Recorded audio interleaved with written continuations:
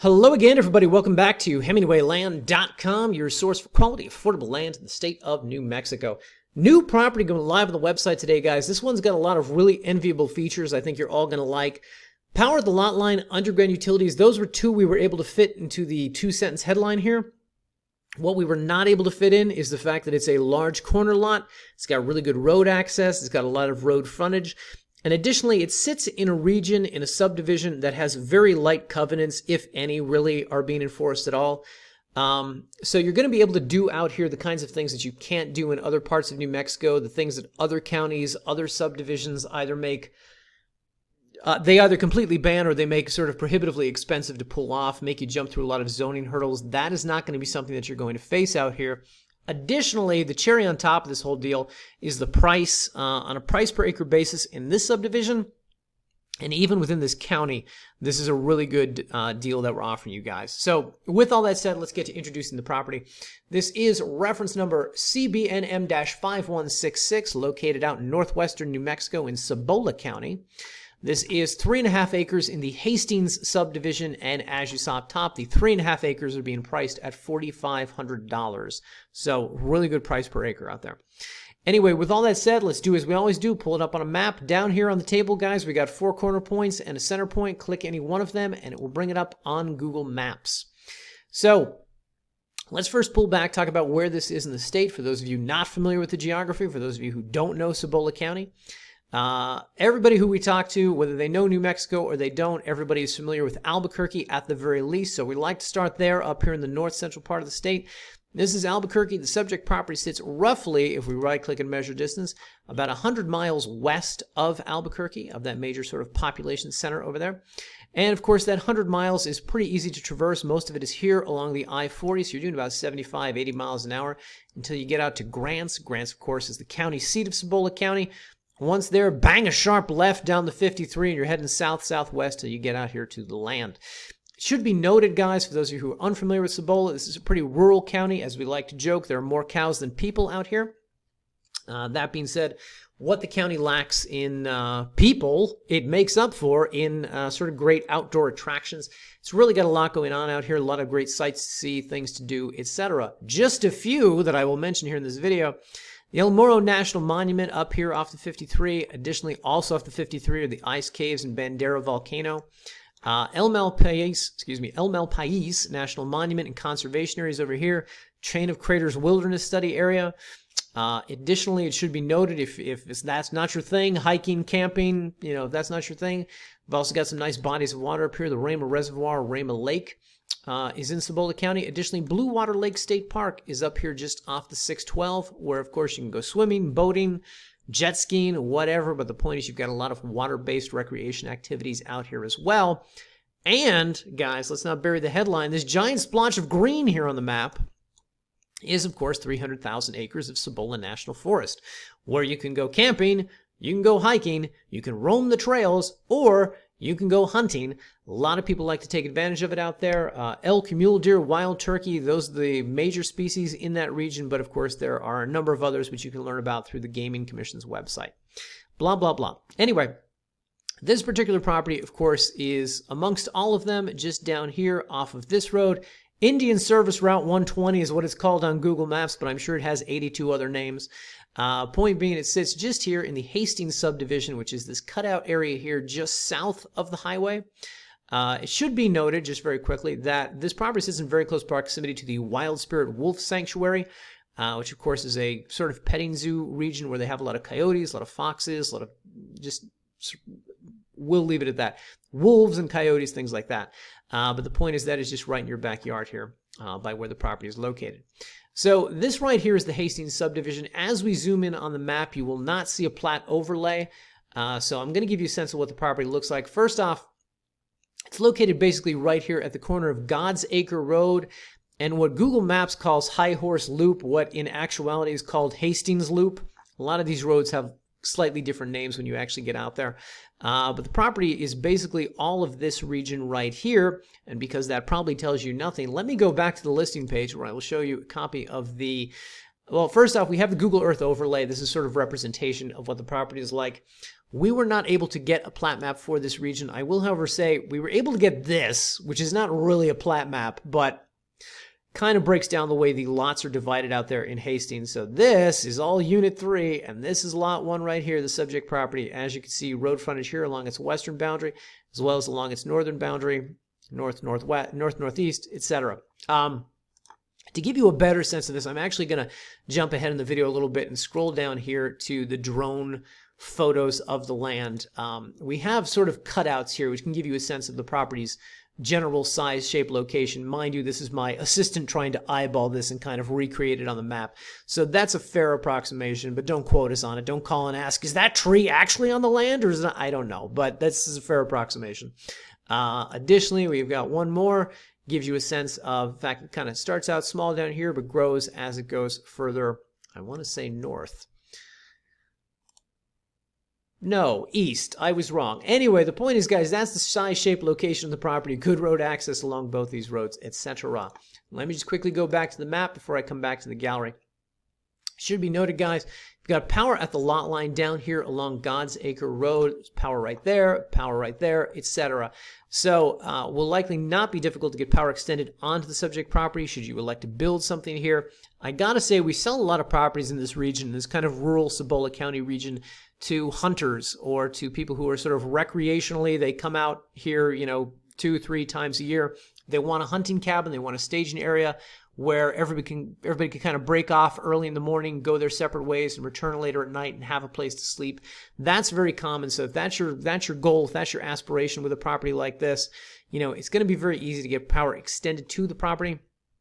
Additionally, it should be noted we have underground utilities at the lot line as well. So there's telecom lines out there, and my photographer actually reported really good cell phone reception, like curiously good cell phone reception in this region. So also be aware of that.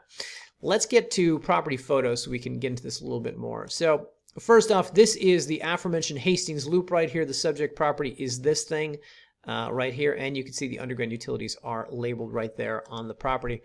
Hastings Loop, this is God's Acre right here, well-maintained dirt gravel road. So, accessible by any type of vehicle. This Hastings Loop is more of a kind of cutout path, but it looks fairly well maintained, so it should not be difficult for any vehicle to get along. Additionally, you can also see the power lines right here running along God's Acre Road. There's the utilities again, and this is more of that Hastings Loop road. Anyway, photos from the property. The property is a nice mix of a forested lot as well as having some open spaces, perfect for building. You don't have to knock down too many trees. You don't have to do too much excavating, too much landscaping. You've got a few cutout areas here that are considerable in size, so you can build out here pretty easily, or just bring a mobile home, probably put down a permanent foundation, something like that, and you will be able to start living out here.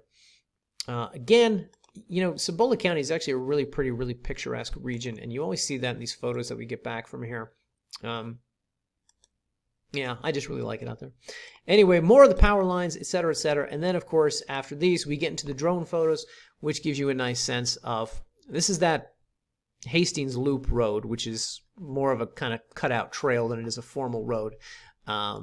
And, just more sense of the property here with these photos. This gives you a good sense of the property, the terrain, the surroundings. When we talk about cutout regions on the property as well as forested regions, you can see what we're talking about here. Ample space to build, not the kind of thing where you're going to have to knock down too many trees, etc. Anyway, guys, I will let you explore the photos on your own time. I just want to say we've recently been listing a lot of properties in a subdivision very close to this one called Pitchford. Hastings sits down here just south of Indian Service Route 120. Pitchford sits up here just north of it. There's actually a number of subdivisions in this region, and if you look at this map that we have here on here, my suspicion is, based on the covenants, based on what I see from just this plat map, what I know of the way these regions are formed, I get the feeling that it was all the same developer who came in and probably bought up a couple tens of thousands of acres in this region and then chopped it all up into multiple different subdivisions. So the point is, if you've watched any of our Pitchford videos and you know what the covenants are like out there, very similar here in Hastings, but I want to bring them to your attention if you haven't. Familiarize yourself with them from our other listings, or, just to acquaint you with them here. Anyway, so up here under property specific notes, we have a link to the covenants and restrictions originally governing this land. We also have them linked down here in a PDF. Whatever the case, it's going to bring up this thing. So it should be noted that this property, along with these other subdivisions in the region, all have the same covenants. And it should be noted, as you can see up here, that the covenants for this one were created in 1981, and they were set to sunset, expire about 30 years later in 2011, absent a vote of land and homeowners in the region. These things were set to expire. Now, generally, in my observation and experience, most people who own land in these regions don't take a vote to have more rules, put on them. So my guess is these expired. Now, I can't prove that these expired, but I can't find anybody who can tell me that they're still in existence. The county clerk out there did not even have this document on file, and realtors we spoke to in the area were not aware of it. Whatever the case, let's pretend, for the sake of argument, that these covenants are still in place. If you read these, you're going to see these are very light covenants. These are what I call logical, reasonable, good neighbor covenants. If we just go through them, no junk cars, trucks, or junk mechanical equipment of any kind may be parked or placed on the property at any time. So I don't think that's still in effect, but pretending for 2 seconds that it is that really a problem for most people? I hope not. Number 3, no trash, junk, or waste of any kind. Same deal. Number 6, no obnoxious, noisy, or offensive business or commercial ventures. It's basically their way of saying this lot is to be used for residential purposes, not commercial purposes, which seems pretty easy to abide by. Number 7, no mining. Okay. And number 8, butane tanks and water storage tanks must conform to state code regulations. Again, that seems pretty reasonable. So I don't believe these are still in effect, but pretending for 2 seconds that they are, I think most of you would agree these are all pretty reasonable covenants. Should also be noted, guys, as we go back to the map here, there's no HOA in this area. There's nobody charging yearly dues. There is no body politic out there seemingly enforcing these covenants. And additionally, Cibola is a county that defers to the subdivisions when it comes to zoning. So they really have no formal zoning ordinance out there in Cibola County. They defer to the subs, and if the sub has covenants, they're deferring to the covenants, and if the covenants expired X years ago, then you can pretty much do as you please. Now, one thing I will caution you with, guys, if you kind of zoom in here and look at some of the structures that are out here, I see some pretty decent looking homes in this region. And what I don't see is a lot with, say, a bunch of junk cars parked on it. Sometimes we'll encounter subdivisions that have covenants, they have restrictions, and you'll see like 27 lots with junk cars on them. And it's safe to assume nobody's enforcing anything. That being said, this looks like a pretty nice area. And generally when you find these subdivisions with power and utilities, things like that, underground utilities, it suggests that at the very least, the neighbors will be annoyed with you if you come out there and you make an eyesore of the property. So just things to be aware of. If your goal is, a tiny home, a shipping container home, something like that you're going to build up to code anyway.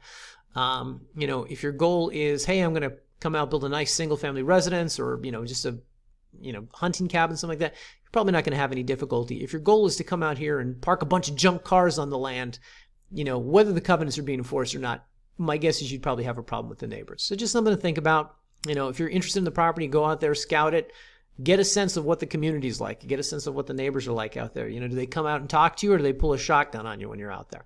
That kind of thing gives you a sense of, whether it's written or not, what you can pull off and what you can't. Now, with all that said, guys, we'd like to provide some helpful links down here under county contact info, just to kind of better help you guys with research. Everything, of course, that we know about these properties is listed here on this page or discussed here in this video. There will always be calls and questions that we can't answer. So we like to give you the sort of places you can call, people you can talk to better research these things. So first off, Continental Divide Electric Co-op, that is the utility company that services this region. If you want to get a sense of just logistically or price-wise, what would it cost for me to get power extended, 50 feet, on my property to the home that I'm building, something like that, give them a call, talk to them, say, hey, I'm looking to buy some land out in, they probably won't know what the Hastings subdivision is, but this sits in an unincorporated little town called Candy Kitchen. So if you reach out to them and say, hey, I'm buying some land in Candy Kitchen, you guys have got power lines on my property. What should I know? What would it cost me to get power extended to the cabin that I'm building out there? They could give you a better sense of that. A lot of times in New Mexico, I'll hear this quote. I've heard it a few times. $2,800 for 2 power poles, minimum 2 power poles. Who knows if that's what their rule is, but the point is that it's usually pretty affordable. Other times you'll hear that they'll hook you up for free because they've got a paying customer. But the point is, this is something that as a buyer, before you give us any money, before you give anybody else any money, if that's going to be a major concern from you, if you're not going the route of solar, do your due diligence, do your research on this. Additionally, guys, Office of the State Engineer, we've got a link down here to their website. If you're going to drill a well on this property, calling us and asking us what the water table depth is out there, what it's going to cost for you to drill a well, I don't know, way above my pay grade. But reaching out to an office like this and talking to them about well logs in the region, first of all, this is the state entity that is going to approve water rights, is going to approve a well permit. But local well drillers are always a really good resource to talk to. I'm looking to buy some land in Candy Kitchen. What's the water table like out there? They can advise you better on that than we ever can. Additionally, what I'll say is, the price for drilling a well is usually on a price per acre basis. The further down you go, that's what these things cost. So a 25-foot well is going to be cheaper than a 200-foot well, whatever. Point is, they're usually familiar with those regions, and they can talk to you about wells they've drilled out there, what kind of difficulties they face, and what the price is you should anticipate for something like that. Another thing I should note, if you zoom in on the map here, and you tend to see homes like this in a region, or one like this or something like this, there's enough homes out here that it suggests to me, for as rural an area as this is, they've probably got a pretty accessible water table. Probably relatively affordable to get a well drilled out there. When you see people living out there, that's a telltale sign of that. But, always good to reach out to the state engineer's office, always good to reach out to local vendors and just talk to them about the cost in advance. Blah, blah, blah. Anyway, those are the two things that we always recommend people research before giving us or anybody else money for a property. But once you've done that, if you're still interested, guys, if you go out there, you scout the land, if you really like it, you like the photos, you like what we're showing you here, and you want to buy this, it's very easy to do. Just come up here, click the Buy Now button. It's going to take you to a secure checkout page. Way this works, guys, you enter a couple pieces of information, legal name for deed, tax address, those are the biggies. Come down here, agree to the terms of service, click Next, and on the next page we will ask for credit or debit card information. Once you enter that, you pay us the $4,500 plus the $150 doc prep fee, $4,650 total. The property is yours to do with as you please. To be clear, like all the properties here at HemingwayLand.com, our company owns them. These are all for sale by owners. We're not agents. We're not realtors. So once you give us money for them, we own them. It's yours to do with as you please. Now, practically speaking, the way that the conveyance process works is that we're going to write up a new deed. We're going to get it to you within 24 hours via email. We're going to look for you to approve it. Do we spell your name right, your wife's name right, your kid's name right? If you want 82 people on this deed, let's make sure we're spelling their names right. And once you say everything's cool, everything's copacetic, we're going to autograph that deed. We're going to notarize it. We're going to mail it off to Cibola County to be recorded. Cibola County will forward it on to you, the new owner, within a couple of weeks. Usually takes about 3 weeks from the time that you purchase before you have that hard copy in your hand. That being said, as noted, once you give us money, as far as we're concerned, you can go out there, begin to do whatever you please, have a party, start camping, check it out, start making your plans for whatever it is you want to build out there, etc. So with all that said, I just want to conclude by saying, I started the video by talking about what a really good price this is. We've got similar properties, smaller acreage in Pitchford for a higher price per acre basis. And, the reason sometimes is because when we buy these things, we get them from somebody who just wants to, be done with the property. They haven't seen it in 30 years.